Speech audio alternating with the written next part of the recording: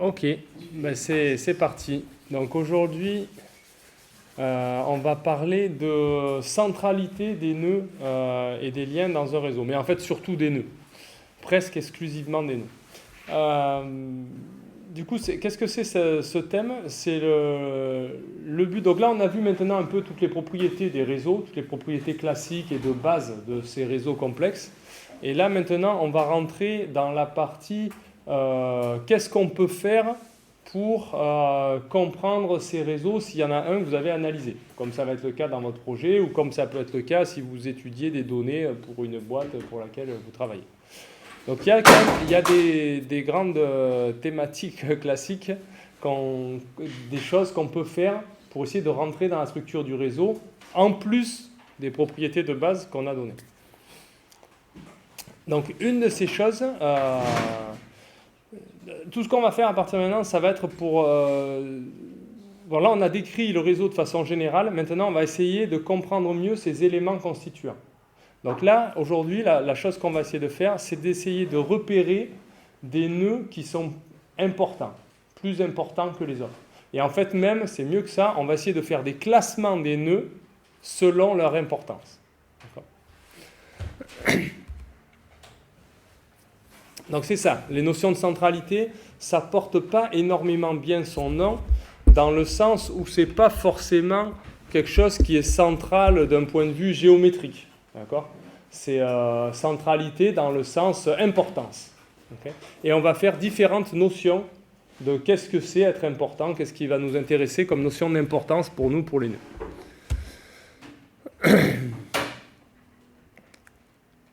À quoi ça sert les mesures de centralité?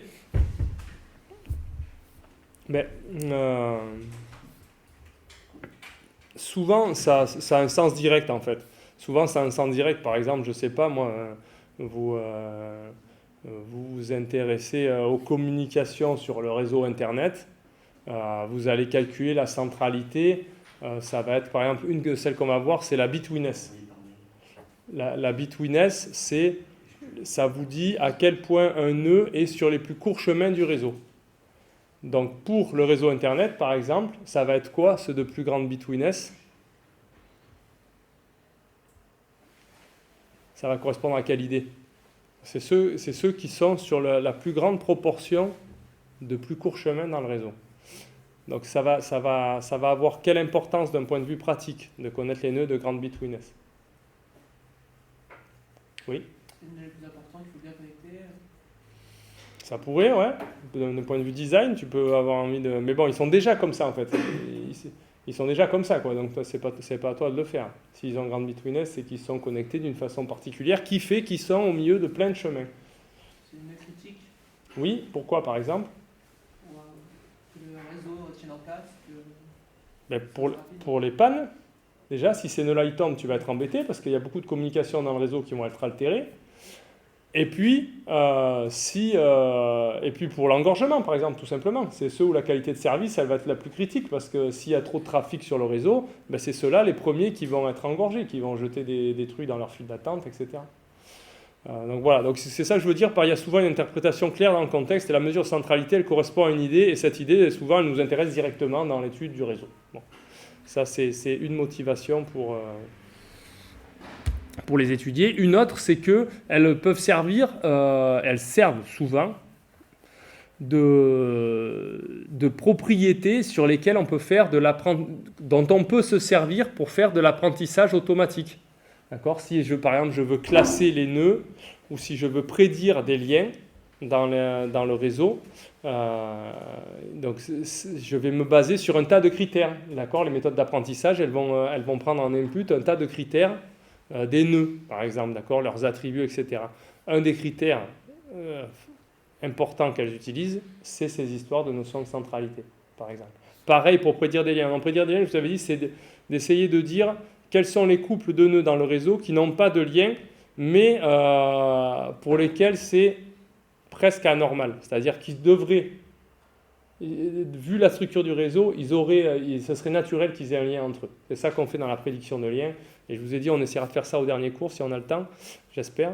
Et ça sert notamment à faire des systèmes de recommandation, etc. Ok. Donc la première notion de centralité qu'on va voir, c'est un peu la plus bête à laquelle on puisse penser. Elle n'est pas 100% inutile, cependant. Pas toujours utile, c'est pas la plus fine, mais c'est de dire un nœud, il est important s'il a un grand degré. Bon. Donc ça, c'est un truc qu'on aurait pu tous trouver. En effet, au plus un nœud il a de connexion, au plus quelque part c'est qu'il est important dans le réseau. Au plus ça lui donne d'importance, parce qu'il est relié au plus de monde. Donc une mesure qu'on peut prendre de centralité, toute bête, c'est le degré du nœud. D'accord ? Le degré, pour rappel, je pense que vous l'avez en tête, c'est son nombre de voisins. Donc si je suis dans le cas orienté, je vais peut-être me restreindre pas à son degré complet, mais uniquement à son degré sortant, ou uniquement à son degré entrant. Pourquoi ? Par exemple, sur le réseau des pages web, qu'est-ce qui fait qu'une page web, elle est plus importante à votre avis ? Son degré sortant ou son degré entrant ? C'est quoi ? Le degré entrant, oui, pourquoi ? Ça dépend du nombre de personnes, du nombre de sites qui font référence à tout. Exactement. Donc ça, c'est les autres qui font référence à cette page. Donc ça veut dire que cette page, elle est connue, elle est importante, etc. Mais à l'inverse, le degré sortant, il n'est pas tellement significatif. Moi, je peux faire une page avec degré sortant 1000. J'ai qu'à mettre 1000 URL dans ma page et puis c'est réglé, d'accord ? Ça ne veut pas dire que ma page est importante pour autant. Okay ? Donc là, dans ce contexte-là, ça va être le degré entrant qui est le plus important. Dans quel cas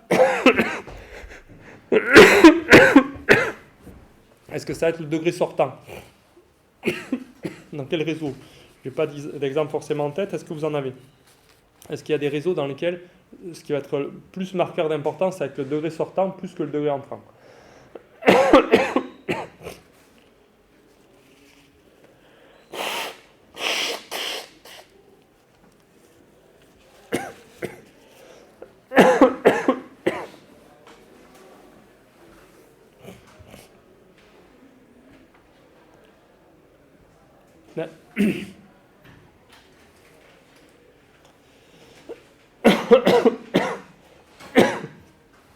Il y a quand même beaucoup de cas où le degré sortant, il est marqueur d'activité. Par exemple, dans les réseaux d'envoi de messages, c'est le nombre de messages que vous envoyez, d'accord ? Dans les réseaux d'email, dans les réseaux comme Twitter, etc. Donc, le degré sortant, il a son importance dans ce cas-là. Okay. Ok, donc le degré, c'est un marqueur d'importance. Souvent, dans plein de cas, ça suffit à trouver les nœuds importants.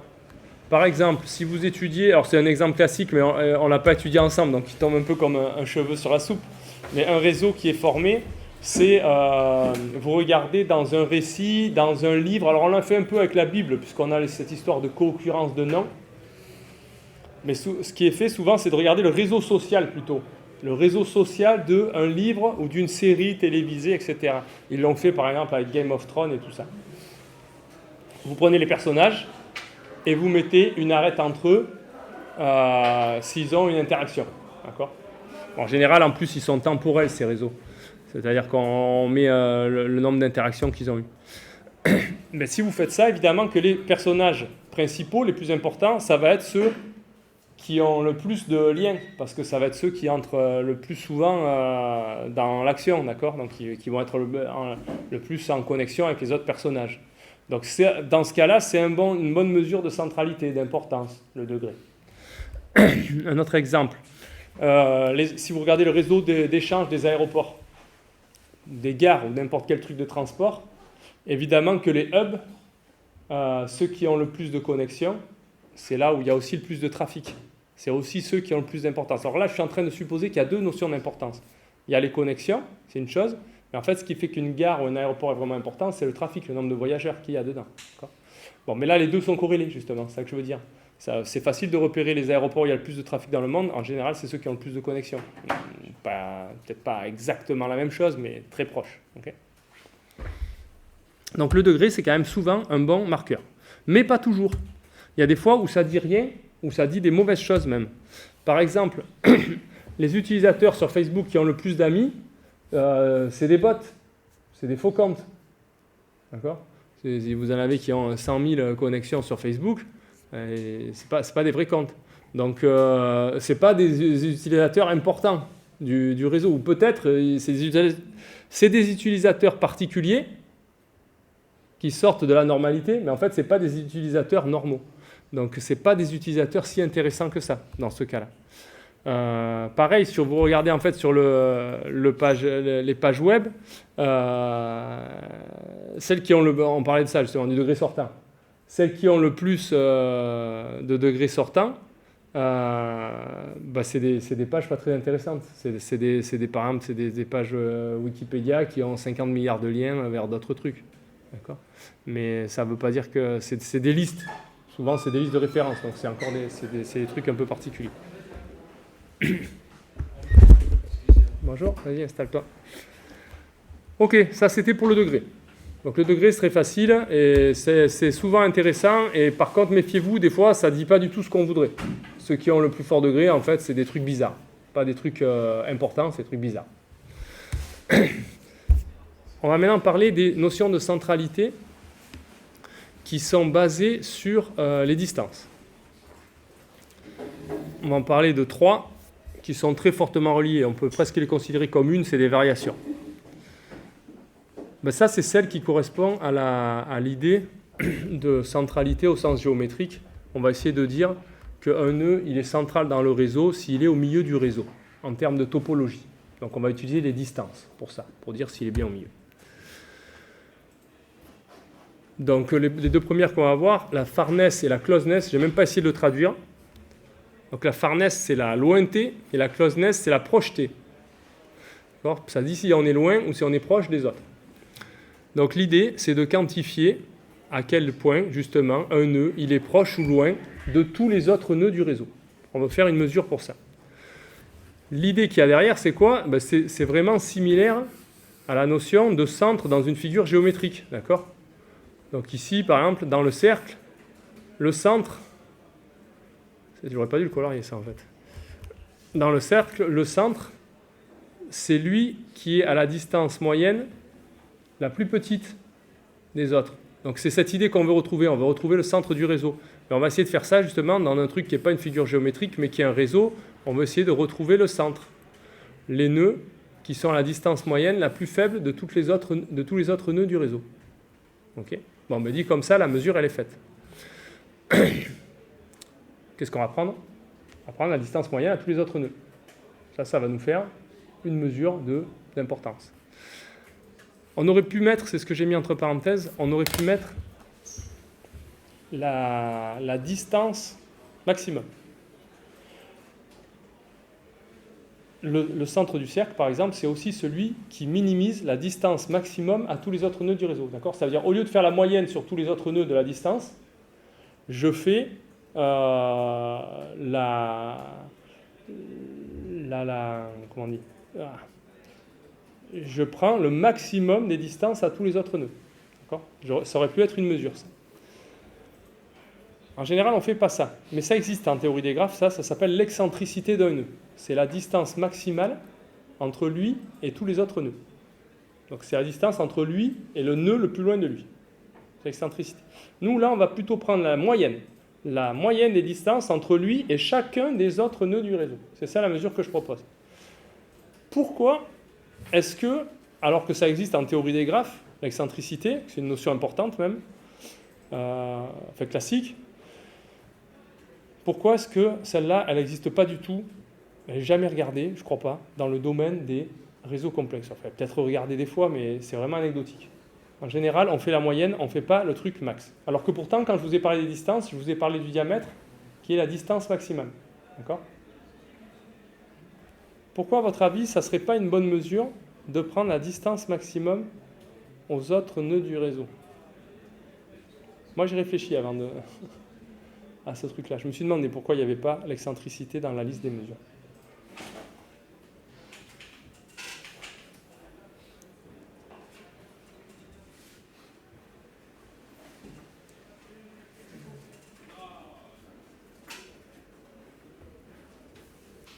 Vous n'avez pas d'idée, vous n'avez pas deviné ce qui serait pas super avec ça?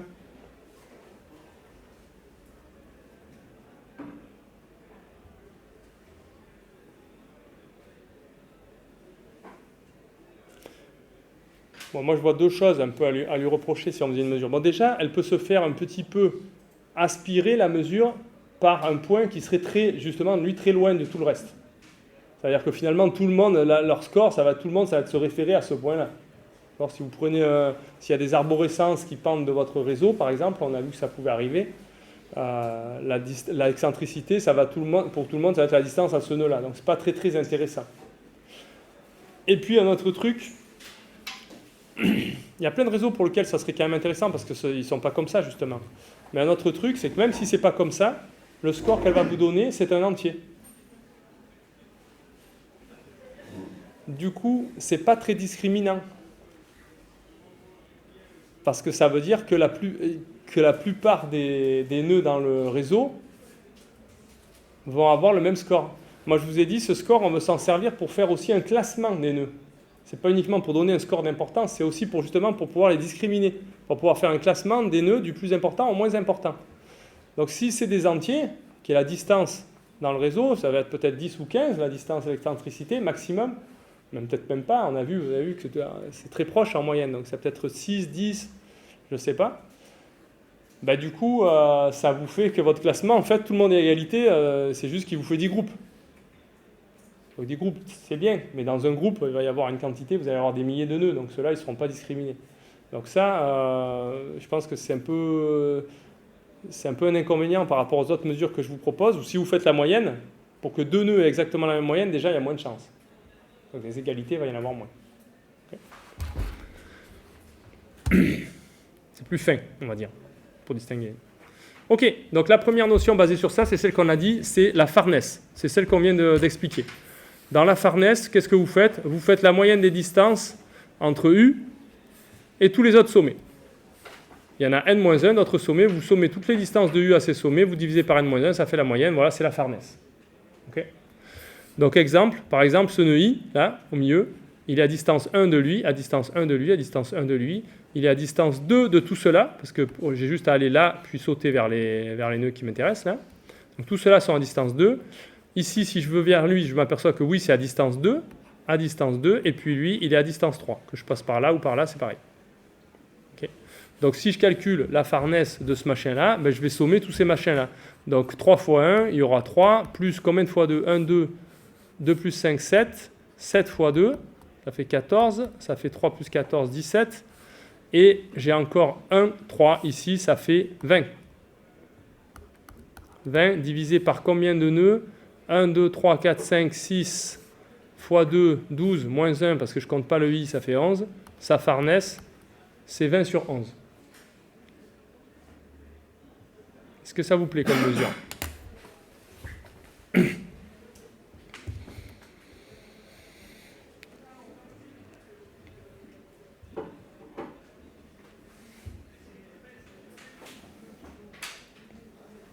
Okay, donc ça, c'est comme ça qu'on la calcule. Bon, pour qu'il n'y ait pas d'ambiguïté sur la définition. Mais est-ce que vous ne voyez pas pointer qu'il y a un petit problème quand même avec cette mesure? En tout cas, qu'il y a un truc qui n'est pas satisfait, qu'on aime bien avoir en général. Ok, sa farnèse, c'est 20 sur 11, donc à peu près 2. Moi, je vous dis, dans un autre réseau, j'ai un nœud qui est de farnèse 3. Il est plus important ou moins important que celui-là?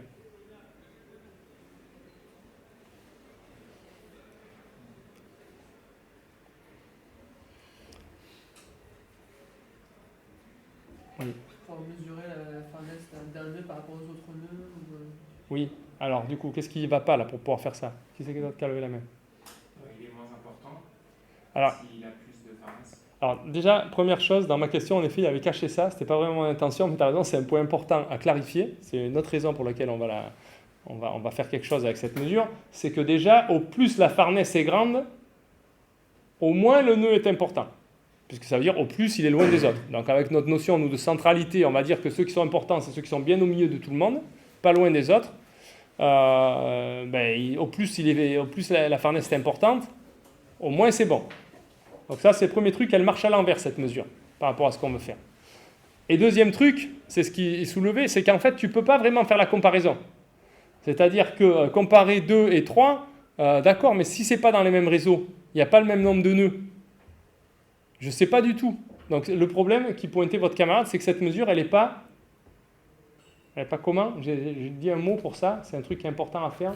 Souvent, quand on veut faire des comparaisons avec des mesures, il faut faire attention que les mesures, elles soient bien Nord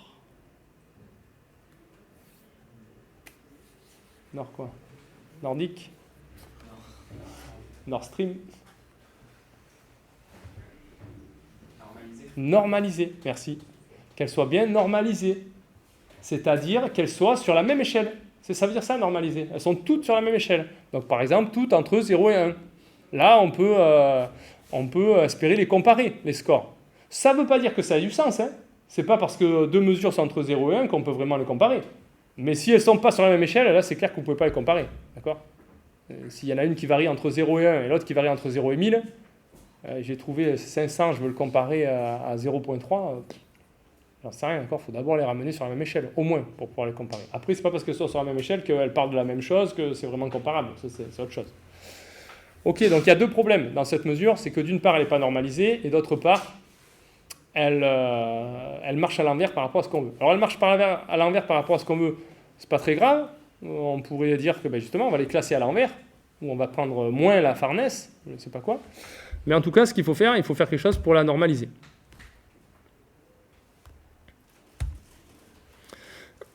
Donc déjà, en fait, vous allez voir qu'elle va se normaliser un peu toute seule, je pense. Ouais. Déjà, si on règle le premier problème, on ne va pas le régler en faisant moins la farnèse, on va le régler en faisant 1 sur la farnèse. On prend l'inverse. C'est ce qu'on appelle la closeness. Il ne faut pas aller le chercher bien loin. La closeness, c'est 1 sur la farnèse. D'accord ? Dis-moi si tu es loin, je te dirai si tu es proche, tu es 1 sur ce que tu es loin. Donc, si on fait la formule, du coup, ça fait la formule renversée, hein, n-1 divisé par la distance à tous les autres sommets.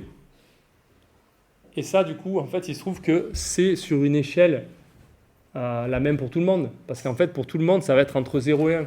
Pourquoi ça ne peut pas être plus grand que 1 ? Parce que ce machin-là, il faut expliquer que c'est toujours plus grand que le numérateur.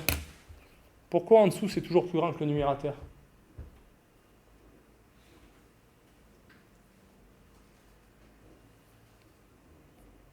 Je fais la somme des distances à tous les autres sommets. Oui ? Parce que les distances, elles sont au moins égales à 1. Exactement. Parce que la distance de moi à un autre sommet, si c'est un autre sommet, si c'est pas moi, comme je fais là, j'ai enlevé le U, c'est au moins égal à 1. Il n'y a qu'avec moi que j'ai distance 0. Avec tous les autres, j'ai distance 1 ou 2 ou 3 ou 4 ou je ne sais pas combien, mais au moins égal à 1. Donc en fait, tout ce truc-là, le numérateur, il est toujours supérieur à n-1. Du coup, la closeness, elle est toujours inférieure à 1. Et elle est toujours positive, évidemment, parce que ça c'est positif et ça c'est positif. Ok ? Elle peut être très proche de 0. Elle peut être aussi proche qu'on veut de 0 dans des grands réseaux. Si par exemple vous prenez un chemin, alors, première remarque, la closeness du coup elle appartient à 0,1, l'intervalle 0,1, donc ça je suis content, c'est normalisé. Et elle peut être très proche de 0. Si par exemple vous prenez un chemin, je ne sais pas moi, lui la distance, si je regarde sa closeness à lui, je vais sommer ces distances aux autres, ça va faire 1, 2, 3, 4. Donc en fait, je vais sommer les i. Et ça, vous savez que pour i égale 1 à n-1. Et ça, vous savez que ça fait un truc de l'ordre de n carré. Okay ? Donc ce machin-là, il peut être de l'ordre de n carré. Ça arrive. Donc quand je fais n divisé par n carré, ça fait 1 sur n. Donc la closeness, elle peut vraiment aller aussi proche que je veux de 0. Donc elle est entre 0 et 1. C'est quoi un nœud de closeness 1 ?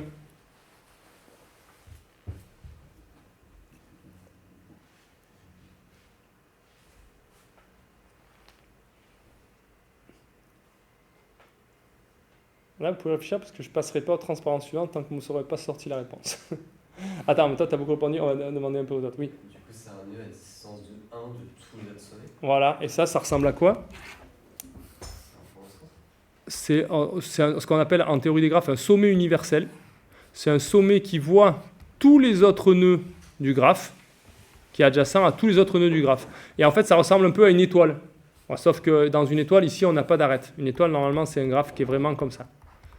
D'accord, où il n'y a pas d'arête entre les satellites là, autour de l'étoile. Mais du coup, voilà, c'est ça. C'est un nœud universel. Donc, closeness 1, si et seulement si, tous les nœuds sont à distance 1 de U, c'est-à-dire c'est un sommet universel. Okay. Donc ça, le sommet universel, c'est la caricature la plus poussée de sommet de fort degré. Bon, c'est le sommet qui voit beaucoup de voisins. S'il les voit tous, il a closeness 1. Donc le max de cette mesure, c'est quand on voit tout le monde. Bon. Si on voit personne, on a closeness combien ?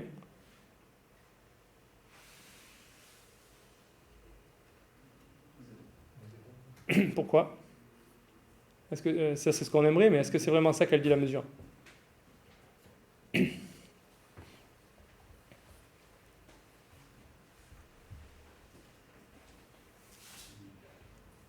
On pourrait définir que si la somme des distances est 0, on dit que la closeness est 0.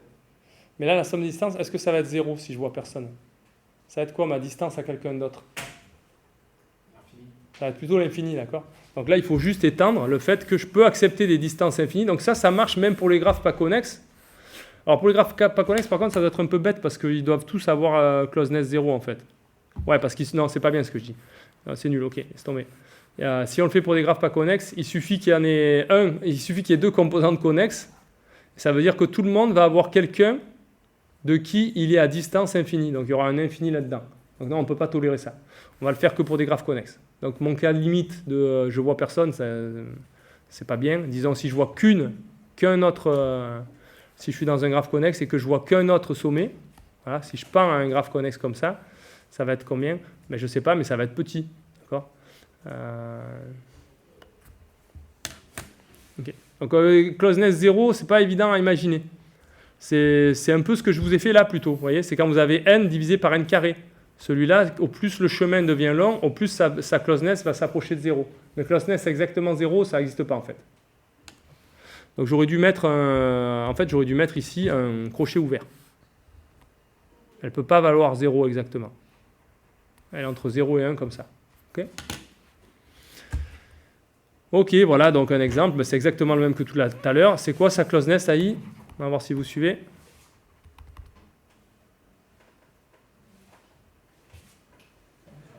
C'est 11 sur 20. Parce que tout à l'heure, c'était 20 sur 11. Là, c'est 11 sur 20.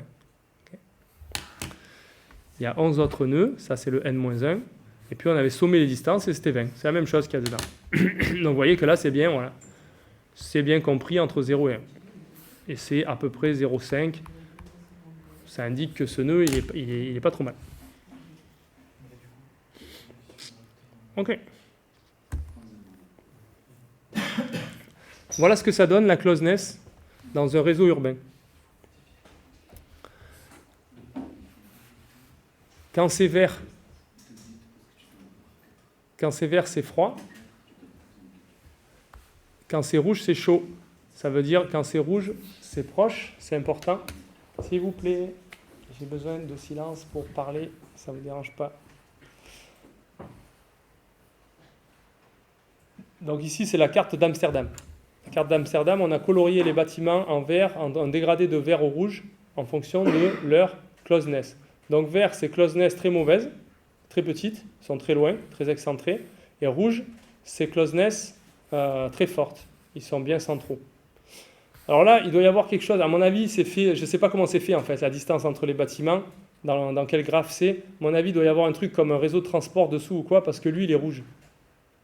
Lui, il est rouge et il est quand même bien excentré. Donc, à mon avis, c'est en utilisant les lignes de métro ou je ne sais pas quoi qu'il est proche de tout le monde. Parce que sinon, il ne serait pas proche de tout le monde comme ça, à mon avis.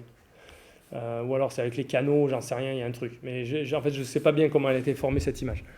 Mais quand même, on voit que c'est plutôt au centre de la ville que c'est rouge, et voilà, et à la périphérie que c'est vert. C'était l'idée qu'on cherchait à capturer, et on s'aperçoit, du coup, ce que je voulais vous faire dire, c'était que la closeness, ça a du sens pour les réseaux qui sont spatialisés. Ça, c'est clair. Okay. Est-ce que ça a du sens pour les autres réseaux qui ne sont pas spatialisés ? Je ne sais pas moi, des réseaux sociaux, encore peut-être c'est un peu spatialisé, des réseaux de pages web, est-ce que ça a du sens Ouais, pour un réseau de pages web de faire la closeness.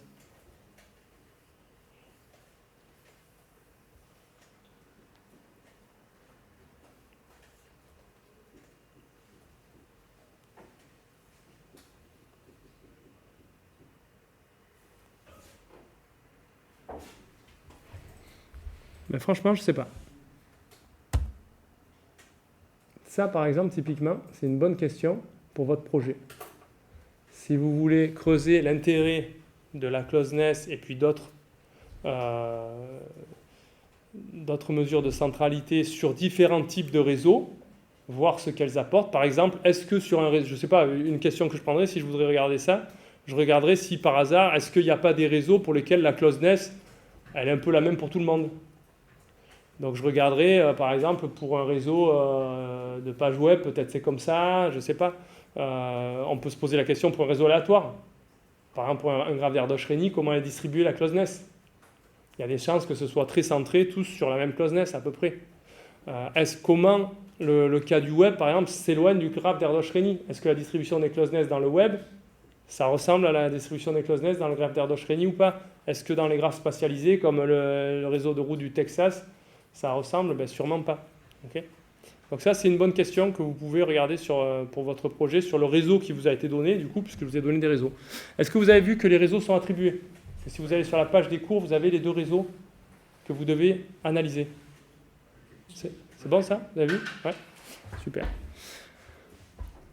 Ok, donc question ouverte. Est-ce que la closeness, c'est bien pour d'autres types de réseaux? Je ne sais pas. Il y a sûrement des réseaux pour lesquels c'est bien. Non, il y a des réseaux pour lesquels c'est bien, c'est clair. Il y a sûrement des réseaux pour lesquels c'est pas très bien, à mon avis. C'est pas très intéressant. Mais c'est un peu vrai de toutes les mesures de centralité, peut-être. Une autre mesure de centralité basée sur la distance, c'est la centralité harmonique. C'est-à-dire qu'au lieu de faire l'inverse, là, de la moyenne, on fait la moyenne des inverses. Donc vous prenez pour tous les sommets, vous prenez 1 sur la distance, d'accord, et vous prenez la moyenne de ça. Pourquoi pas? C'est une autre façon naturelle de régler le problème là que la farnèse, elle ne varie pas dans le bon sens. C'est le truc harmonique. Harmonique parce qu'harmonique, c'est 1 sur x. Okay. Donc ça, c'est bien défini. L'avantage de ça, pourquoi elle est sympa celle-là? Parce que ça, c'est bien défini même pour les réseaux non connexes. D'accord? C'est-à-dire que pour les réseaux non connexes, on va pouvoir le faire, ça a du sens, pas comme tout à l'heure. C'est-à-dire que qu'est-ce qui va se passer pour les... Ceci dit, le sens, il est un peu bébête, mais bon. Non, pas si bébête que ça. Pour les réseaux non connexes, qu'est-ce qui va se passer? La distance entre U et V, là, elle est infinie quand ils sont dans deux composantes connexes différentes. Donc ça va être infini. Donc ici, V, dans la somme de U, il va contribuer pour 0. C'est tout. Donc en fait, les seuls qui vont contribuer, c'est ceux qui sont dans la composante connexe de U. C'est pas exactement... Alors, si on va par là, on dit, bon, c'est bête. Autant que je fasse une mesure de centralité dans la composante connexe de U et puis basta. Sauf que c'est divisé quand même par tous les nœuds du réseau. Donc c'est pas, ça va se voir que eux, ils sont pas si centraux que ça dans la composante de U parce qu'il y a une composante qui touche pas, qu'ils atteignent pas. D'accord? Le fait de diviser par tous les nœuds du réseau, pas seulement par ceux de la composante de U. Donc voilà. Donc c'est un des avantages de cette harmonique, c'est que c'est bien défini même pour les réseaux qui ne sont pas connexes. On a exactement comme pour la closeness, que ça varie entre 0 et 1. Alors là, est-ce que ça peut valoir 0? Ben oui. Si j'ai un sommet isolé du reste du graphe, lui, sa distance à tous les autres, elle est infinie, donc la somme ici, elle vaut 0. Donc ça peut vraiment valoir 0. Et à l'inverse, toujours comme tout à l'heure, si toutes les distances valent 1, ça vaut 1. Pourquoi ça ne peut pas être plus grand que 1? Parce que c'est une moyenne de nombres qui sont entre 0 et 1. Encore une fois, comme on a dit tout à l'heure, la distance, elle est supérieure à 1, donc 1 sur la distance, c'est entre 0 et 1. Je fais une moyenne de somme entre 0 et 1, ça me donne un truc entre 0 et 1. Sauf que là, le 0, il est atteignable, et le 1, il est atteignable exactement par la même truc que tout à l'heure. 1, c'est pour un sommet universel. 0, c'est pour un sommet complètement isolé. Okay. Donc 0, sommet isolé. 1, sommet universel. Voilà, marqué. Exemple, pas trop envie de le faire. Mais vous avez compris le principe. Si je fais la closeness, on peut voir si ça dit quelque chose de différent de la closeness, par exemple. C'est ça qui serait intéressant. Donc ici, je vais avoir quoi? J'ai 3 nœuds à distance 1. Donc eux, 1 sur 1, ils vont contribuer pour 1. Donc je calcule ma somme, ça me fait 3 déjà. Ensuite, les nœuds à distance 2, ils vont contribuer pour 1 demi. Il y en a combien? On a dit, il y en a 5 ici, et de là, il y en a 7. Plus 7 demi. OK. Et nœud à distance 3, il n'y en a qu'un. Il va contribuer du coup pour 1 tiers. Je fais ça et je divise par le nombre de nœuds sauf moi, c'est-à-dire 11. Combien ça fait cette affaire? 7 demi, ça fait 3,5. 6 et demi. 6 et demi plus 1 tiers, ça fait 6,8 divisé par 11. Plus ou moins 6,8 divisé par 11. Alors que tout à l'heure, alors ça fait combien ça? Calcul ou quoi? Alors ça fait, allez, on ne va pas le calculer. Ça fait combien? 0,6? Non. Ouais. Environ 0,6. Et tout à l'heure, c'était combien la closeness? C'était environ 0,5, c'est ça? Bon. Un peu plus de 0,5. 0,5, 55. Ouais, donc c'est pas flagrant que c'est différent. Okay. Donc ça donne quand même des mesures proches, peut-être. Peut-être pas pour tout le monde. Parce que là pour un nœud central, ça a l'air de donner des trucs assez proches. Peut-être pour un nœud très excentré, ça donnerait différent. Peut-être selon la taille du réseau, ça se comporte pas pareil non plus. OK. Donc voilà, on a des mesures de centralité pour dire qu'un nœud est bien au milieu du réseau ou pas en termes de distance. Donc on a vu degré, distance. C'est un peu les deux trucs les plus basiques auxquels on peut penser. Mais il y a mieux. Notamment celle dont je vous ai parlé juste avant, la betweenness. Celle-là, elle commence à capturer des choses un peu plus particulières. Ce qu'on va vouloir mesurer avec la betweenness, donc c'est pareil, je n'ai pas essayé de le traduire, betweenness, on le traduit pourtant ça des fois. Closeness et farness, je n'ai jamais lu traduit. Betweenness, on le traduit, on appelle ça la centralité d'intermédiarité. Betweenness, c'est le fait d'être between, le fait d'être au milieu, entre deux. Alors, intermédiarité. Donc c'est ça qu'on cherche à calculer. C'est à quel point un nœud est présent sur les plus courts chemins. Donc entre deux, notre notion d'entre deux, ça va être un nœud et entre deux nœuds, s'il est sur un plus court chemin entre ces deux nœuds-là. Un plus court chemin, parce qu'il y en a plein. Okay. Donc je veux savoir à quel point mon nœud, il est au milieu des plus courts chemins entre toutes les paires de nœuds. D'accord. C'est ça ma betweenness centrality. Alors, elle est faite comme ça. La betweenness centrality de U, on l'a définie comme cette somme. Cette somme, c'est la somme sur S et T, ça ne se voit pas trop, mais ça se voit un peu là. U est fixé. C'est la somme pour S et T, avec S différent de U et T différent de U, mais en fait même j'ajoute moi S différent de T.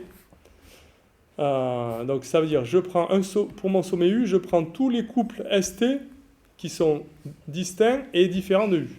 Et je regarde deux choses. Je regarde sigma ST. Sigma ST, ce que je note sigma ST, c'est le nombre de chemins, le nombre de plus courts chemins, marqué en dessous, mais je le remarque là. Plus court chemin, ça me donne l'impression de servir à quelque chose, de S à T. Ok, sigma ST, c'est ça. Et sigma ST de U, c'est le nombre de plus courts chemins de S à T qui passe par U. Donc pour un ST fixé, ce que je regarde, c'est la proportion des plus courts chemins de S à T qui passent par U. Le pourcentage. Il y en a combien qui passent par U entre S et T il y en a combien entre S et T tout court. Pourcentage de chemins qui passent par U. Ça me donne l'importance de U pour le couple ST. Et qu'est-ce que je fais? Je somme toutes les importances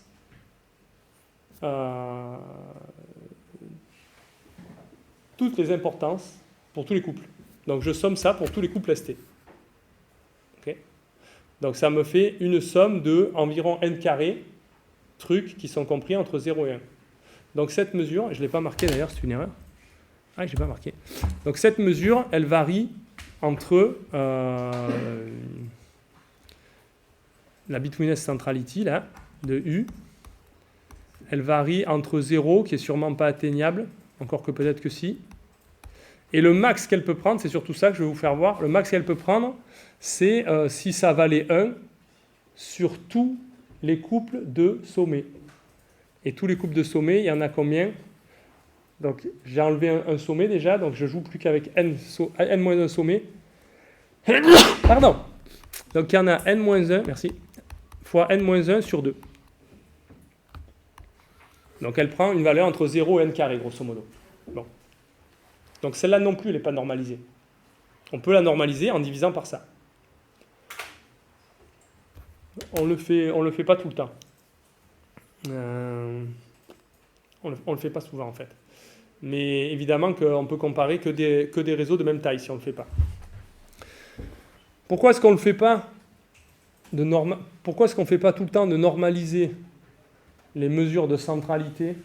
C'est parce qu'en fait, c'est rare qu'on ose comparer la centralité de nœuds dans différents réseaux. Ce qu'on veut faire surtout, c'est comparer les nœuds à l'intérieur d'un réseau donné.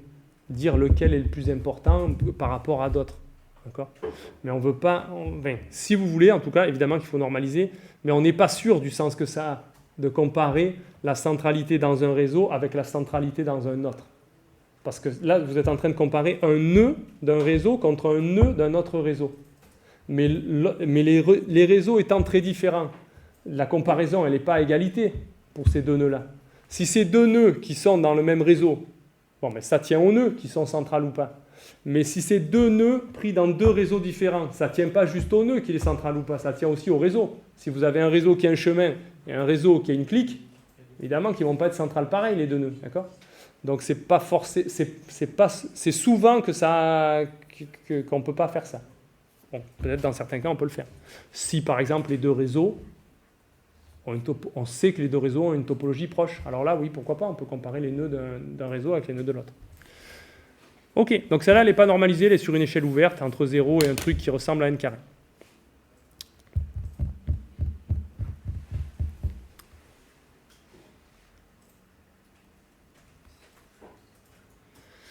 Ah mais si, la question elle est là, mince, je l'avais posée comme question ouverte.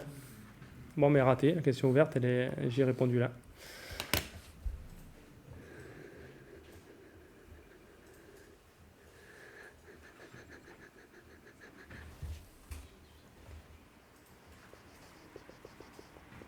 Moi je prétends que si c'était moi qui avais inventé la bitwiness centralité, j'aurais pas fait comme ça. J'aurais fait presque comme ça, mais pas exactement comme ça. Justement, pour toutes ces histoires de normalisation, etc., y a un truc qui me paraît vraiment plus évident, et qui est normalisé, et qui a un sens plus clair. Là, ça ne me plaît pas. Qu'est-ce qui ne me plaît pas? En fait, ça, c'est un truc, quand vous faites un peu des stats, de base, hein, pas des grandes stats, mais des stats de base, ça, là, c'est un petit peu moyen, ça. De sommer ce truc-là. En fait, quand vous sommez, ce que vous faites, c'est que vous faites la moyenne. Okay? Quand on somme, on fait la moyenne. C'est-à-dire, si c'est pas normalisé, c'est justement, je n'ai pas divisé par le truc pour que ça soit une moyenne, mais sinon, si je divise par ça, ça va devenir la moyenne pour toutes les paires. Quand on fait des moyennes, il faut faire très attention. Je vous l'ai déjà dit une fois, donc je vous le redis là. Cette mesure, elle a l'air un peu sale. On fait la moyenne de trucs qui sont déjà des pourcentages entre 0 et 1. Le problème quand on fait ça, quand on fait la moyenne de pourcentage, c'est qu'un pourcentage qui vaut 50%, il vaut autant qu'un autre pourcentage qui vaut 50%. Il a la même importance dans la moyenne. Ceci dit, ça peut être 50% de 1000 trucs, ou ça peut être 50% d'1 million de trucs. Donc en fait, là, on a déjà remis à zéro les poids, c'est-à-dire la population que représente ce pourcentage-là. Une population de 2 individus va compter pour son pourcentage exactement comme une population de 1 million d'individus. Donc si vous avez 100% sur 2 individus, ça compte 1. Si vous avez 900 000 sur 1 million, ça compte 0,9 seulement. Donc vous allez dire, ah c'est mieux. Regardez, c'est 1. Le score, il comptera plus, dans la moyenne, il comptera 1. Alors que dans l'autre, même si c'est 1 million, mais il comptera que 0,9. Donc déjà, je ne sais pas si c'est bien ça, de faire compter à égalité des trucs qui en fait ne le sont pas du tout. Qu'est-ce qu'on aurait pu faire pour s'éviter tous ces écueils? On aurait pu faire une mesure beaucoup plus simple.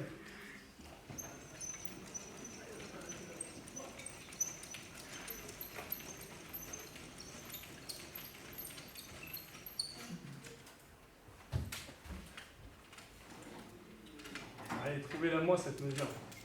Allez, le soleil est revenu parmi nous. Mettez du soleil dans mon cœur, enseignant. Je suis sûr que vous pouvez la trouver. Elle est plus naturelle. Elle est plus naturelle que celle-là. C'est pour ça que je voulais vous la faire voir, parce que faut quand même qu'on se pose la question de pourquoi ils n'ont pas choisi ça. Ils sont tous pétés en fait, ces rigolos.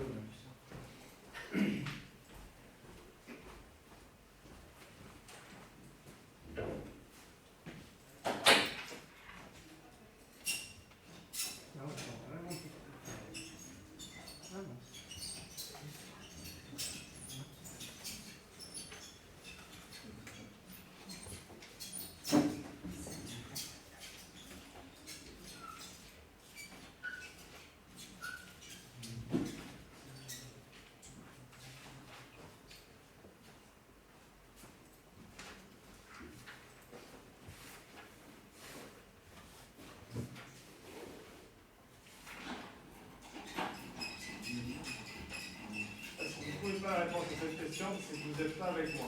Je m'arrête.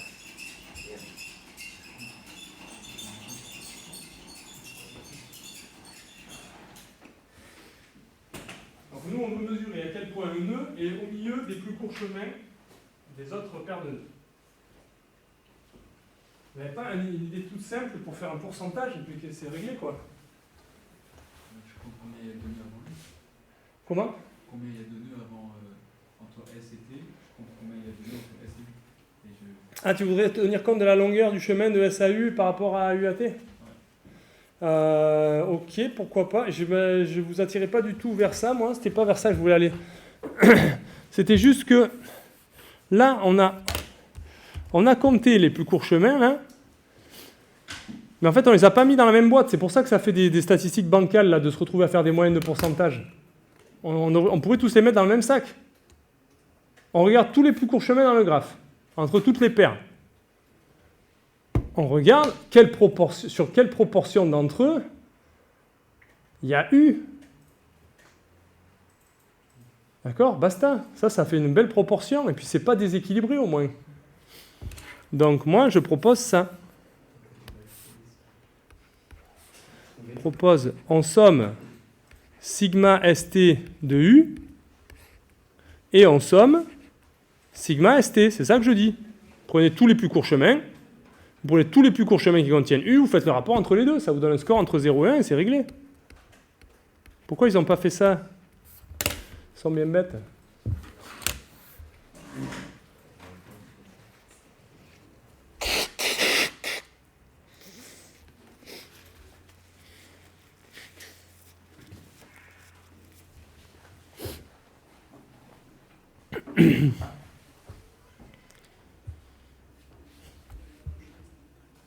Alors ça, franchement, quand on le dit comme ça a l'air mieux, ça. Vous êtes d'accord ou pas? Oula, vous n'êtes pas trop d'accord, si. Vous ne trouvez pas que ça c'est mieux, plus propre comme mesure? Déjà, c'est normalisé, on sait ce qu'on compte, un pourcentage de plus court chemin sur lequel se trouve U, basta. C'est clair. Moi, je trouve que c'est mieux. Non, évidemment, c'est moi qui ai trouvé. New page after. Ouais. En fait, bizarrement, pour ça je vais vous le montrer, c'est qu'en fait, bizarrement, c'est moins bien. C'est-à-dire qu'en général, ce que j'ai dit, c'est vrai, là. Il faut pas faire des moyennes de n'importe quoi comme ça. Là. Ça donne n'importe quoi. Vous connaissez la devise que c'est en faisant n'importe quoi qu'on devient n'importe qui. C'est en moyennant n'importe quoi qu'on obtient n'importe quoi aussi. En fait, dans ce cas-là, bizarrement, elle est meilleure, la mesure bizarre, que la mesure naturelle. En fait, si vous mettez tout le monde dans le même sac, vous allez avoir ce genre de problème. C'est-à-dire qu'il y a des parties, je ne sais pas exactement ça l'exemple, hein, mais ça ressemble à ça. Une fois, j'en avais fait un vrai pour me convaincre que c'était pas bien de faire ça. C'est-à-dire qu'il va y avoir des parties du réseau qui vont compter énormément comparé à d'autres. Ça va distordre en fait le réseau. Moi, je voulais faire ça pour mettre tout le monde à égalité. Et en fait, vous allez voir, c'est l'inverse qui se passe. À cause de la combinatoire des chemins. Par exemple, si vous prenez S et T ici, mettons que là, il y ait, je ne sais pas, une proportion non négligeable de nœuds du réseau, j'en sais rien, moi, qu'il y en ait n sur 8. Il y a n sur 8 soufflés comme ça, là. N sur 10, si vous voulez. Il y a combien, s'il y a n sur 10 machin comme ça, là 3, 4, 5, 6, ça fait n sur 10. Il y a combien de chemins de S à T?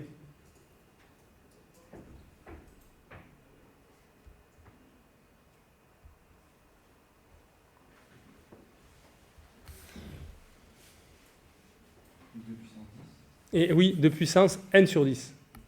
De puissance, le nombre de ce machin-là. Parce qu'en fait, pour aller de SAT, à chaque fois, vous devez choisir si vous passez par en haut ou par en bas. Donc, vous avez deux choix possibles ici. Ici, bon, il n'y a rien à faire. Ici, vous avez encore deux choix possibles. Ici, deux choix possibles. Et en fait, le problème, c'est que les chemins, les plus courts chemins, ils ont une combinatoire exponentielle. Alors qu'il y a d'autres paires de nœuds pour lesquels pas du tout. Il y a d'autres paires de nœuds. Si je prends S et T ici, il n'y a qu'un plus court chemin entre les deux. Donc il y en a pour qui il y en a un, et il y en a pour qui il y en a 2 à l'exposant n. Donc si vous les mettez tous dans le même sac, en fait, les paires comme ça, là, pour lesquelles il y a une forte combinatoire des chemins, elles écrasent complètement les parties du réseau qui sont plus linéaires, plus normales, où il n'y a pas cette combinatoire incroyable. Et donc en fait, bizarrement, c'est mieux de faire le truc qui a l'air pas bien, là, dans ce cas-là. Je pense qu'il a ses inconvénients. Mais je veux dire, les inconvénients, ils sont peut-être moins graves que ce genre de truc que je vais avoir si je mets tout le monde dans le même sac. Je vais avoir des parties qui vont compter pour 1 dans le réseau et des parties qui vont compter pour exponentiel. Donc en fait, les seuls qui auront l'air central dans le réseau, ce seront ceux qui seront dans ces parties-là parce que c'est les seuls qui ont une chance d'être sur une partie importante des chemins. Alors lui aussi, il est sur un nombre exponentiel de plus courts chemins. Il est sur 2 à l'exposant n-10 moins 1. Ok, c'est une petite parenthèse pour dire que cette mesure, elle paraît bizarrement ficelée, mais en fait, c'est pas si bête.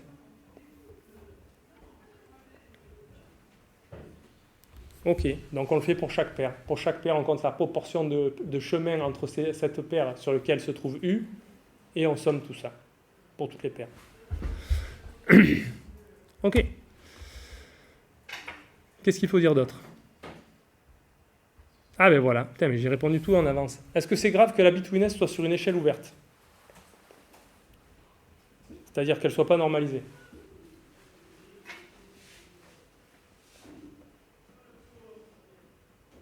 J'ai répondu déjà.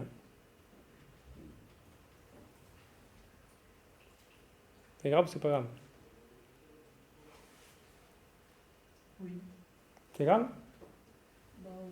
Pour avoir une vraie mesure, c'est plus intéressant d'avoir une mesure normalisée. C'est vrai? Pour pouvoir la comparer avec d'autres. Oui. C'est pas grave parce que justement on va pas la comparer à d'autres réseaux puisque c'est difficile de la comparer à d'autres réseaux. Voilà, vous avez dit les deux parties de la réponse. C'est que ça devrait être embêtant parce qu'en général on aime bien les comparer d'un réseau à l'autre, mais là c'est pas vraiment ça qu'on veut faire. C'est surtout qu'on veut comparer à l'intérieur d'un réseau, on veut ranker les nœuds pour savoir lesquels sont importants, lesquels sont pas importants. Donc finalement, ce n'est pas forcément fondamental de la normaliser, mais en fait, bien sûr que ça existe. Si vous voulez, vous divisez par ce nombre-là, qui était le nombre de paires, justement, sur lequel on faisait la somme, et vous avez votre version normalisée, vous pouvez comparer des réseaux entre eux. Si c'est des réseaux dont vous maîtrisez, dont vous savez que la topologie est proche, et que ça a du sens de les comparer, vous pouvez le faire. Mais ce n'est pas fondamentalement important de le faire, parce qu'en général, on compare les nœuds dans un réseau fixé. Et pas les réseaux entre eux. Donc oui, c'est ça qui a un peu changé de point de vue par rapport à avant. On peut le dire comme ça. Quand on faisait la première partie du cours, tout le temps, j'étais en train de comparer les réseaux les uns aux autres. Là, je suis en train, dans un réseau, de comparer les nœuds aux uns aux autres. D'accord ? Un point de vue un peu différent. Ok. Combien de temps ça prend de calculer cette bitwiness centralité ?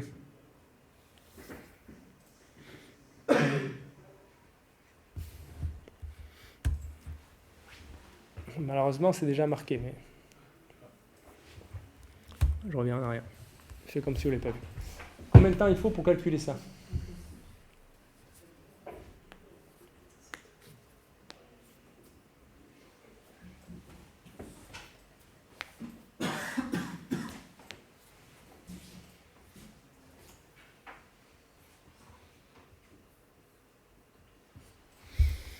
Ben, il faut calculer les plus courts chemins entre toutes les paires de sommets. Mais il ne faut pas en calculer qu'un, il faut connaître leur nombre. En fait, ça, avec les algos, l'algo de Ford-Fulkerson, qu'on avait vu ensemble dans l'autre cours, pour ceux qui l'ont fait, l'autre cours, ça, en n cube, on avait montré qu'en n cube, par la programmation dynamique, on pouvait avoir le plus court chemin entre toutes paires de sommets, la distance, mais en fait, on peut même avoir le nombre de plus courts chemins. C'est très facile à modifier l'algo pour rajouter l'information sur le nombre de plus courts chemins. Okay.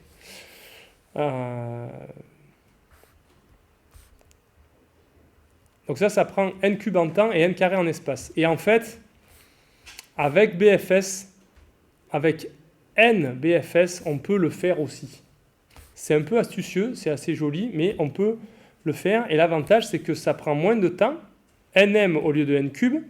Nous, comme on va le faire dans des réseaux où m ressemble plus à n qu'à n carré, ben ça va nous intéresser, parce que ça veut dire qu'on est en train de passer de n cube à n carré, grosso modo.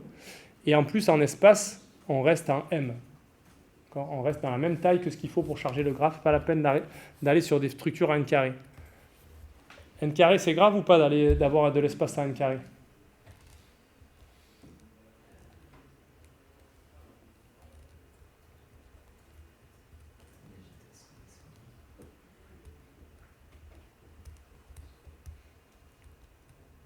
Et oui, c'est grave. Vous allez le voir dans votre projet. Si vous faites des trucs en espace n carré, je ne pense pas que vous aurez envie de faire. N carré, ça veut dire quoi? Stocker la matrice d'adjacence. On ne peut pas faire ça directement pour des grands réseaux. Vous ne pouvez pas réserver un tableau de 1 million par 1 million. Ça va pas tenir en mémoire, ça. D'accord? C'est énorme, 1 million par 1 million. 1 million, c'est des mégas. 1 milliard, c'est donc des gigas. Ça fait un téra. Il faut un disque dur pour stocker le graphe, d'accord? Déjà, la matrice 1 million par 1 million. Donc on ne peut pas se permettre de faire ça. Le temps en n carré, c'est déjà très long. Vous ne traiterez pas des graphes de plus d'1 million. Mais l'espace en n carré, c'est rédhibitoire. Vous pouvez vous permettre que si c'est pour des petits réseaux. Mais nous, on a de l'ambition, on veut toujours traiter des gros réseaux.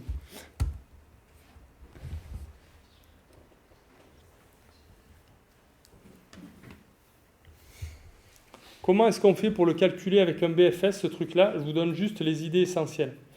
Déjà, comment est-ce qu'on fait avec un BFS? Donc je fais un BFS depuis U, depuis mon sommet U, ou je ne sais pas comment on l'appelle, depuis S. Je fais mon BFS, j'obtiens mon arbre de BFS. Moi, je veux savoir le nombre de plus courts chemins de S à n'importe quel sommet T. J'en ai un dans l'arbre, mais moi je veux savoir le nombre de plus courts chemins. Je veux calculer sigma st. Comment je fais? Est-ce que je peux avoir ça dans mon BFS?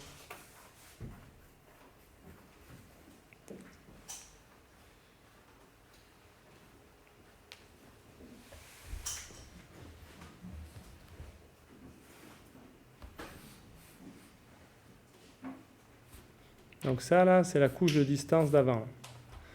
Ça c'est la couche 1, il y a la couche 2... la couche 3.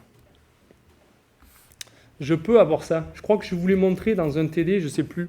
C'est un truc assez joli que les gens ne savent pas toujours et qui est très utile. Dans BFS, vous pouvez avoir le nombre de plus courts chemins de S à T en le calculant de proche en proche. C'est-à-dire qu'à chaque fois, vous le calculez, bon, ben là, de S à la couche 1, il n'y a pas de mystère, il n'y en a qu'un. Okay. Et à chaque couche, qu'est-ce que vous faites? Vous savez par exemple que vous avez déjà calculé le nombre de chemins pour venir à tous les nœuds de cette couche-là. Vous savez qu'ici, il y en a K. D'accord? KI. Combien il y en a pour aller à T? Eh bien, ça dépend de tous ses prédécesseurs sur la couche d'avant. Il y en a KI qui passe par lui, il y en a KJ qui passe par lui, il y en a K, j'ai plus de lettres, KH, qui passent par lui. Et vous sommez. Donc, qui vont de S à T, il y en a KI. Parce que pour arriver à T, il faut arriver par un qui est à distance 1 de moins de S. Et tous ceux qui sont à distance 1 de moins de S, vous les connaissez. C'est tous ceux qui ont une arête de la couche d'avant vers T. Donc ça, c'est toutes les façons possibles de terminer le chemin. Donc il y a combien de chemins qui vont en KT? Il y en a KI plus KJ plus KH. Donc en fait, comme ça, vous pouvez avoir dans la même complexité que le BFS, à chaque fois que vous découvrez un truc, au lieu de dire « ah ben non, j'ai déjà vu », vous allez lui rajouter votre contribution. Moi, j'arrive de H, là, je vais dire ben, « toi, tu as KH façon de plus de venir vers toi ». Okay. Et comme ça, on a sigma st. Déjà, on calcule sigma st comme ça. Okay. Ok. Maintenant, j'ai mon S, j'ai mon T, j'ai mon U.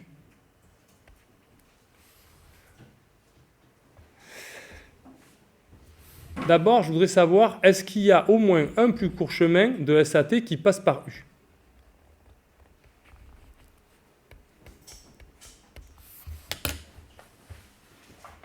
Est-ce qu'il y en a un?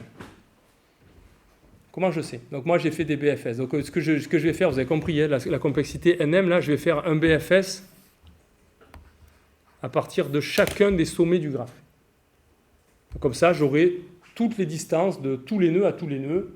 Et même maintenant, je suis en train de vous dire, j'aurai même le nombre de chemins de tous les nœuds à tous les nœuds. Bon, c'est cool, mais moi, je veux toujours savoir, pour un nœud U fixé, là, je veux savoir, et un nœud ST fixé aussi, je voudrais savoir, est-ce que U est sur un plus court chemin de SAT? Parce que là, par contre, je ne vais pas me balader tous les plus courts chemins. Enfin, je peux, quoi. Je peux, mais je voudrais savoir plus directement, parce que je ne peux pas le savoir très facilement.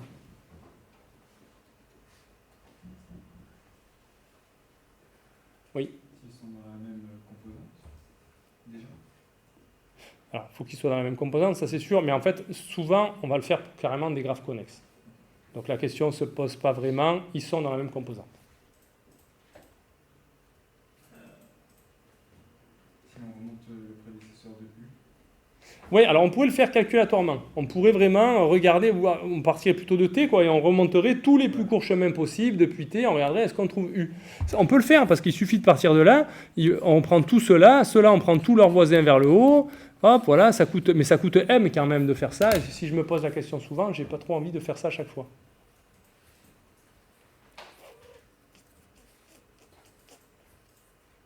Ok, je vais vous poser une autre question.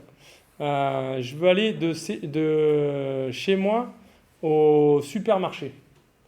Et je me demande si le bureau de tabac est au milieu du chemin. Enfin, est sur un plus court chemin.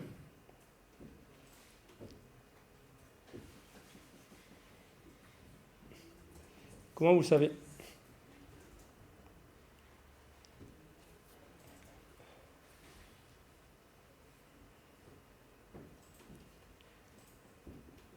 Il y a une façon très simple. Vous allez de chez vous au supermarché par le plus court chemin que vous connaissez. S'il n'y a pas le bureau de tabac au milieu, la fois d'après, vous allez de chez vous au bureau de tabac et du bureau de tabac au supermarché. Et vous regardez si c'est aussi court ou pas. Si c'est aussi court, c'est bon.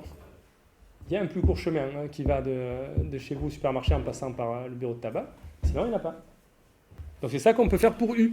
La question de savoir est-ce que U est-il sur un plus court chemin de S à T, j'ai qu'à regarder, est-ce que la distance de S à T, elle est égale à la distance de S à U plus la distance de U à T.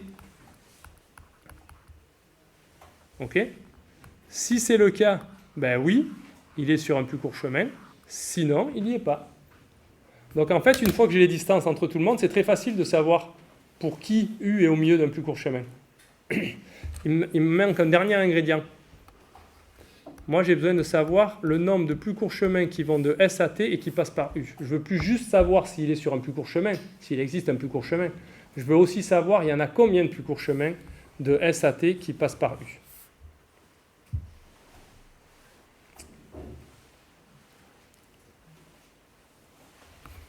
Combien de façons d'aller de chez vous au supermarché en passant par le bureau de tabac?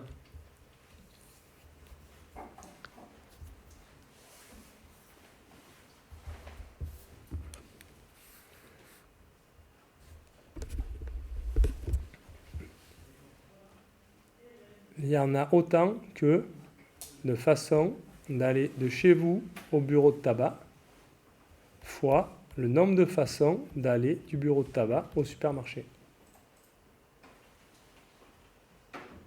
Okay.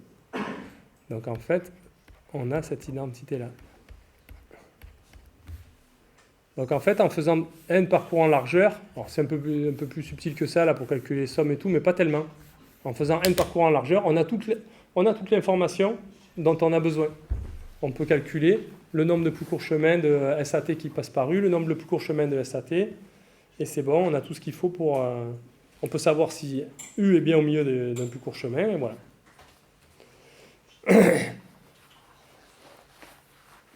Ok ? Donc c'est comme ça qu'on sort l'algo en grand O de NM. Ce qui est déjà lourd, hein, ce qui est déjà long. La bitwiness, c'est long à calculer. Mais c'est intéressant. Un exemple. Alors attention, ici, bleu c'est central. Et rouge, c'est pas central. C'est un peu l'inverse du code couleur d'avant. Donc ici, c'est un réseau avec le résultat de ranking selon la bitwiness. Vous voyez que les nœuds bleus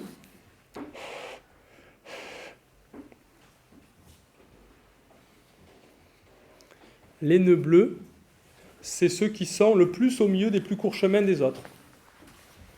Bon, ben là, on se dit, bon, mais on a fait tout ça, c'est sympa, mais ça ressemble un peu à la closeness. Parce que c'est quand même, ils sont un peu au milieu quand même, les nœuds bleus. Alors, pas tout à fait déjà. Regardez qu'au milieu, il y en a qui sont pas trop bleus quand même. Et qui sont en plein milieu, là, ceux-là, là.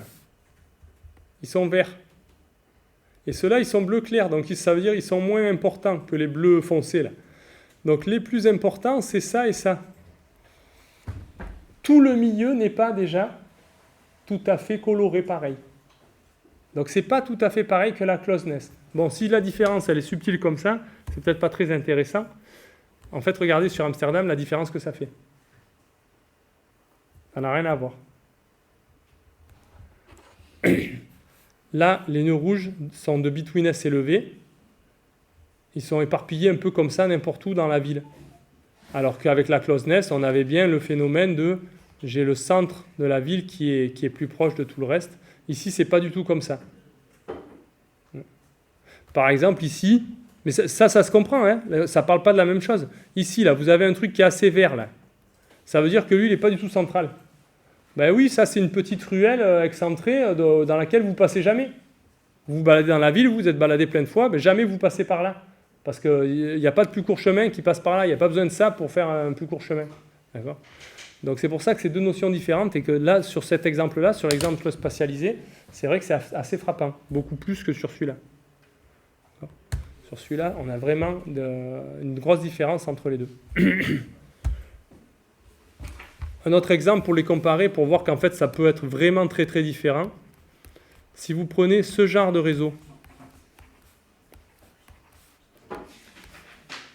c'est un peu ambitieux là. Je prends le réseau biparti complet. D'accord, je mets toutes les arêtes.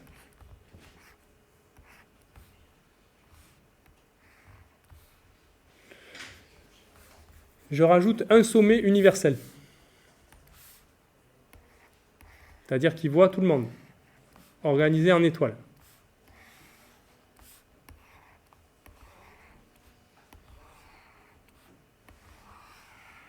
Okay. C'est quoi la closeness de ce mec-là ? 1. Parce qu'on a dit avant que quand on voit tout le monde, on a closeness exactement égale à 1. Donc lui, là, il est au top de la centralité pour la closeness. C'est quoi sa bitwiness ?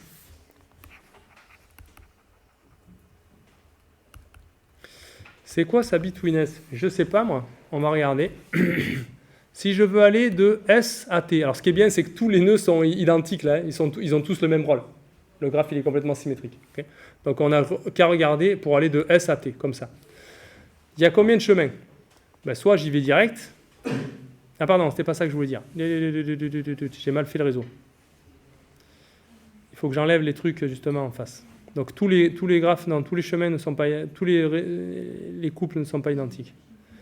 Je mets pas l'arête ici, sinon ça n'a pas trop d'intérêt, me semble-t-il. Attendez, je ne sais plus. Si, je la mets. On va pas se prendre la tête, on va faire un truc très simple. Donc, si S et T ne sont pas du même côté, il n'y a qu'un plus court chemin entre eux. Il a une arête, il est là, c'est cette arête, c'est fini. Et lui, il n'est pas dessus. D'accord ? Donc, pour tous les couples de chemin qui ne sont pas du même côté, donc ici, de ce côté, il y en a, grosso modo, il y en a n sur 2. En fait, n sur 2, pas tout à fait, puisqu'il y en a un ici. Et ici, il y en a n sur 2. Donc déjà, lui, il a n carré sur 4 chemins, ce paire sur lequel il n'est pas, sur lequel il contribue 0. Okay. Ensuite, il y a tous ceux qui sont du même côté. Donc quand S et T sont du même côté. S et T. C'est quoi la distance entre eux? C'est 2. C'est 2. Comment je fais pour aller en 2 de S à T? Il y a plein de façons de faire. Il y a combien de façons de faire? Il y a combien de façons d'aller de S à T?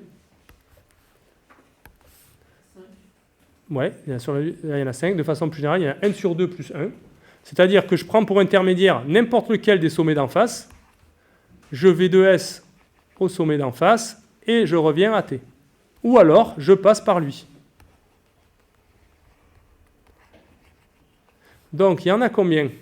Pour cette paire S et T, il y en a n sur 2 plus 1, et il y en a un pour lequel je passe par ce sommet-là que je devrais appeler U. Okay. Donc ça, c'est sa contribution pour la paire ST. Et des paires ST comme ça, il y en a n sur 4 divisé par 2 de ce côté et n sur 4 divisé par 2 de ce côté. Quand je prends les deux ST ici, ça me fait n sur 2 fois n sur 2 divisé par 2. Ici, quand je les prends les deux ici, ça me fait n sur 2 fois n sur 2 divisé par 2. Donc du coup, ça fait, j'enlève le divisé par 2, et ça me fait qu'il y en a encore n carré sur 4. Est-ce que ça, c'est cohérent? Oui, parce que je suis en train de dire que dans mon sommet, dans mon réseau, il y a grosso modo, il y a n carré sur 2 paires. D'accord? J'ai tout compté. Et elle ne contribue pas pour 0, mais elle contribue pour 1 sur n sur 2 plus 1. Donc au final, sa betweenness à lui, c'est 1 sur n sur 2 plus 1 divisé par n carré sur 4. Et ça, pardon, attendez, non, ça, si je somme,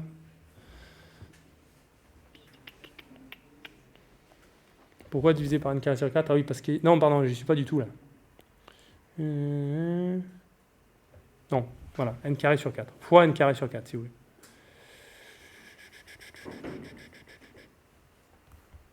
Fois n carré sur 4. Ça, c'est sa contribution. Et pour n carré sur 4 paires, il est comme ça. Donc, si je prends la betweenness sur échelle ouverte, grosso modo, ça va se comporter comme du n. Il y a peut-être un 2 qui vient là, il y a un 2 qui part là. Donc, ça va se comporter comme n sur 2. N sur 2. OK. Est-ce que ça, c'est une grosse betweenness ou pas? N sur 2.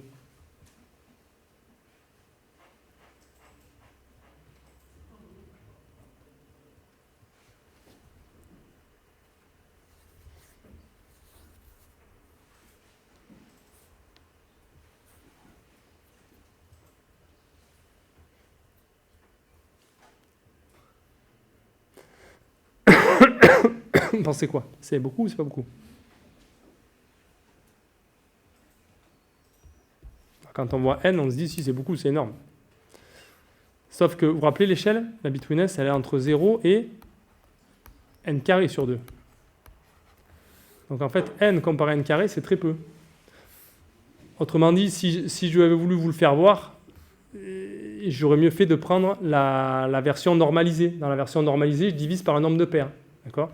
Donc son score dans la version normalisée, betweenness normalisée de ce nœud-là, ça va être n sur 2 divisé par n carré sur 2. D'accord? Donc ça va être un truc dérisoire. Et sur 2, il s'en va. Ça va me faire 1 sur n. Ça va me faire un truc très proche de 0. Okay? Donc du coup, là, ici, ça nous montre autre chose. C'est que la normalisation, elle n'est pas utile seulement pour comparer un réseau à un autre, elle est aussi utile pour comparer une mesure à une autre. Vous les mettez sur la même échelle, vous pouvez par exemple les tracer. Vous pouvez étudier leur distribution ensemble. D'accord ? Donc finalement, tout ça pour dire que U, il a betweenness proche de 0 et il a closeness proche de 1. Donc en fait, quand même, la betweenness et la closeness ne sont pas toujours d'accord. Ils peuvent être vraiment pas d'accord. La betweenness dit, lui, il ne sert à rien du tout dans le réseau. Mais oui, en effet, il ne sert à rien du tout parce que il est qu'une possibilité de faire des raccourcis. À chaque fois, il y en a n autres de possibilités. Donc sa contribution à lui, c'est dérisoire. Si vous ne le mettez pas, les distances, c'est pareil dans le réseau. Alors, lui, il ne raccourcit pas les distances dans le réseau. Et la closeness, elle dit non, il est super important parce qu'il est très proche de tout le monde. Ce qui est vrai aussi. Okay. Donc deux visions différentes. OK. Betweenness des liens, avant qu'on passe à autre chose. Betweenness des liens. Donc là, pour l'instant, on n'a pas parlé de centralité des liens. Mais des fois, on veut savoir pas si un nœud est central, on veut savoir si un lien est important dans le réseau. On voudrait aussi classer l'importance des liens. Et ça, on va s'en servir dans le cours d'après, c'est-à-dire après la pause. Enfin, j'espère, parce que tellement mis longtemps que je ne suis pas sûr. Pour calculer les communautés. Donc c'est vraiment un truc important de dire si un lien est un lien central ou pas dans le réseau. Avec la betweenness, comment est-ce qu'on peut faire pour calculer la centralité des liens ?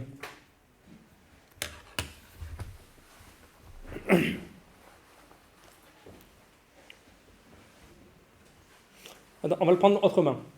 Dans les mesures que je vous ai présentées avant, je trouve qu'elles ne s'adaptent pas du tout bien aux liens.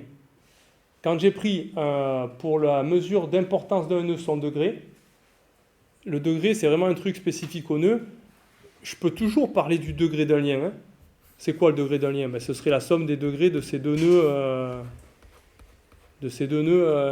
qui sont ces extrémités. D'accord ?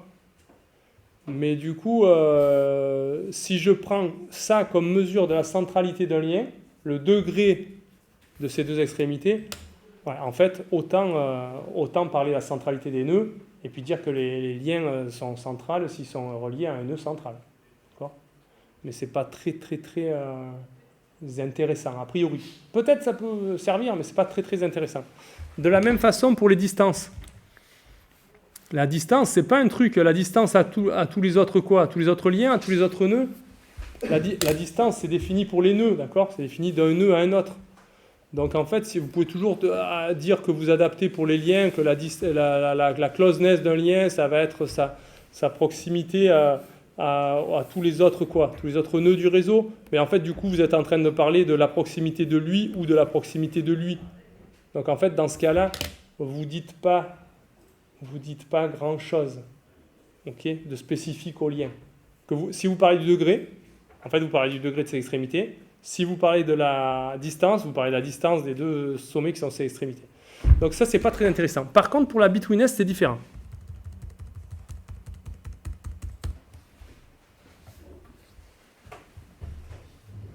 Pour la betweenness, comment est-ce que vous définiriez, avec la même idée que pour les liens, comment est-ce que vous définiriez la betweenness d'un lien ? Vous regarderiez pour chaque paire, je vous dis ce que vous ferez, parce qu'apparemment, ça ne sort pas.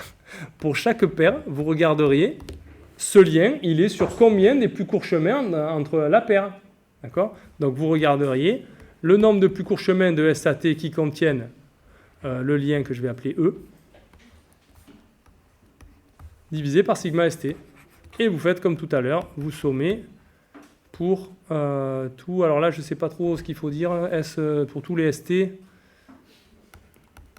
Pour tous les S différents de T, je m'en fous si les deux ils sont là. S et T pourraient encore être là, c'est pas grave. Okay, donc je demande rien, je dis pas qu'ils soient différents de U.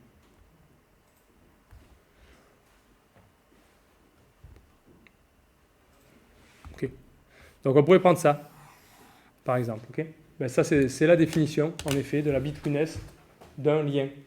Donc vous pouvez aussi définir si un lien est important, est-ce qu'il est au milieu des plus courts chemins. C'est pas pareil que parler de ces deux nœuds, parce que les deux nœuds ici peuvent être au milieu des plus courts chemins sans que le lien y soit. Ok ? vous avez des plus courts chemins qui passent par ses extrémités sans passer par lui. Donc là, c'est vraiment un truc spécifique à lui, de savoir lesquels passent par lui. Et ça s'adapte très très bien, c'est vraiment la même définition. Et ça se calcule de la même façon aussi. Okay. Et la bitcoinesse des liens, donc ça c'est un truc important, et c'est un truc vraiment utilisé. Et on va s'en servir pour autre chose dans pas longtemps. On fait une petite pause avant de parler de la dernière notion de centralité, qui est celle de PageRank. Okay. Celle du Google. On l'a fait juste après la pause. On s'arrête un quart d'heure.